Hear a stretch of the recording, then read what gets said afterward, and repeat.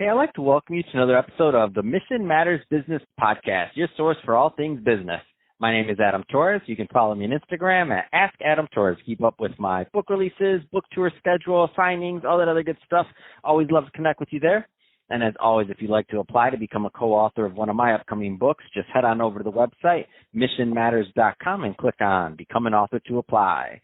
All right, so today I have J.M. Ryerson on the line, and he's CEO over at Let's Go Win. J.M., welcome to the show.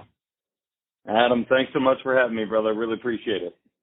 Oh man, you're the man that I want to have on the show today for this topic. So taking people from fear to freedom. So I'm excited to get into that with you. But before we do, I do want to go a little bit further into what you're doing over at Let's Go Win. Tell us a little bit more about your company, please.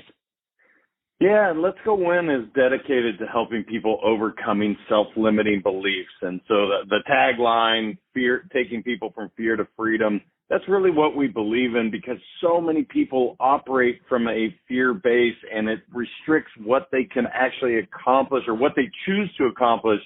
And I try to keep the word hate out of my mouth, man. It's not something I'd like to say, but when it comes to overcoming self-limiting beliefs, I hate self-limiting beliefs. So we are all about helping people reach their potential, really come into, their own when it comes to achieving their goals, peak performance and leadership. So our mission is helping people increase their leadership, enhance their culture, and overcome their self-limiting beliefs. So I see here, a best-selling author, you're a performance coach. Tell us a little bit more of the nuts and bolts of the kind of content that you put out, and how people should engage. Yeah, so the book specifically, I actually wrote I have two boys, and what I wanted is if I were to pass away tomorrow, that they had a lot of the lessons and philosophies that I learned from my parents, my grandparents, authors, mentors through the years, so that they didn't have to make all the mistakes that maybe I made along the way, and it was a guide. And so when I wrote the book, somebody told me, they said, "I didn't think of you as a selfish person." I said, "I didn't think I was either." And they said, "Look, if you share this with only two human beings, you are being selfish." And you know what? She was absolutely right. So it took us on this path to really open it up to the world and say, these are pretty basic, common sense, I think, but putting yourself in a position to win every single day. There's some simple things that people can do to really do that. They're not complex, but it's not necessarily something that people know about, or they're willing to spend, 30, 40, 50 books a year to find this stuff out. And so in one condensed version, the book was all about, if you hopped on an airplane from LA to New York, you could finish it and have some real applicable nuggets that you could use. And the company falls right in line with that. And that's awesome. And at the end of this, I'm going to give you an opportunity to leave, of course, your website, the book name, title, all the other good stuff, because I want people to engage with your content because you're doing some amazing things. But before we do that, let's get into this. So taking people from fear to freedom, you gave us a flavor. Let's go further. So what can people do? So the first thing to do is realize how much your habits, whether they're good and or bad, are actually you're on autopilot. Now, what's interesting about that is they say about 80% of our hardwires are put into us before we even have a long-term memory. So by the age of 5, 80% of what's going to run us, that's been put into us before we had a real opportunity to make a decision. Now, our parents were always trying to do the best they could for us, but that doesn't mean that their story should be ours. So that's the first step that we like to dive into, is really figuring out what hardwires are running you. Are they good? Are they bad? Then looking at, again, habits, simple stuff like putting your goals in your mirror and then actually setting you up to hit those. There's some really simple, basic tools that people could be doing on a daily basis that puts them in the best position to win. And so that's where we start, Adam, is we really just look at, okay, what are your goals? What are you trying to accomplish? What's getting in your way? And the majority of the time, it's fear related, that they don't go choose to do this, like some of the amazing things you're doing, right? You've overcome any fears that you may have had. You're providing so much value to the world. We want more people to do that. So that's what we're all about over at the company. So I get what we're talking about today. So overcoming fear, and I know that, and I know this is going to change, by the way, from person to person. And like you said, how they're brought up, lots of different things. But nobody wants to be in this state of fear or being held back. And what do you think? I mean, you've helped so many people. What are some of those common themes of why people kind of just remain stuck there instead of going forward? Yeah, the first question they forget to even ask is, again, fear stands for false evidence appearing real. So the first thing I always ask is this real? Is this fear of whatever? So for instance, my son, he's afraid of needles. Is that fear real? Well, yes, the fear is real, but ultimately we talk about what happens if he does or does not get the shot that he needs to have to be healthy. And so we establish, yes, the fear is real. However,